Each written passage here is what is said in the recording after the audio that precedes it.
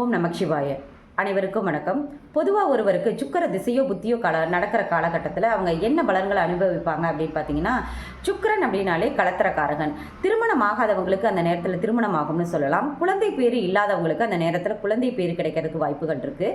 அது மட்டும் இல்லாமல் காலபுருஷனுக்கு 2 ஆதிபத்தியம் பெற்றதால் நம்ம யாருக்காவது பணம் கொடுத்துருந்து வராமல் இருக்குது அப்படின்னாக்கா அந்த காலகட்டத்தில் அதெல்லாமே வசூலாகும் அப்படின்னு நம்ம சொல்லலாம்.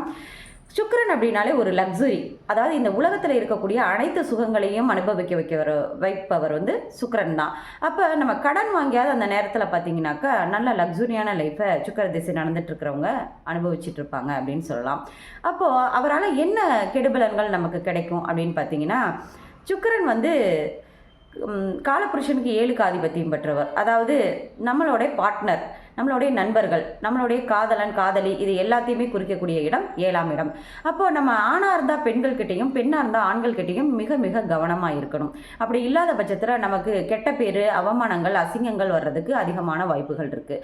அப்போ சுக்கிர திசை புத்தி நடக்கிற காலகட்டத்தில் இந்த மாதிரி கெடுபலன்கள் நமக்கு நடக்காமல் இருக்கணும் அப்படின்னாக்கா நம்ம என்ன பரிகாரங்களை மேற்கொள்ளலாம் அப்படின்னு பார்த்தீங்கன்னா, சுக்கிரனுக்கு உண்டான மரம் அத்தி மரம். நம்ம அத்தி மரத்தை தண்ணீர் ஊற்றி வளர்த்துக்கிட்டு வரும் பொழுதும் அவருக்கு உண்டான தானியம் மொச்சையிலான ஒரு உணவு பதார்த்தங்களை நம்ம அதிகமாக எடுத்துக்கும் பொழுதும் மற்றவங்களுக்கு அன்னதானமாக அதை கொடுக்கும் பொழுதும் சுக்கிரனால் இருக்கக்கூடிய அனைத்து கெடுபலன்களும் நிவர்த்தி ஆகும் அப்படின்னு சொல்லலாம்.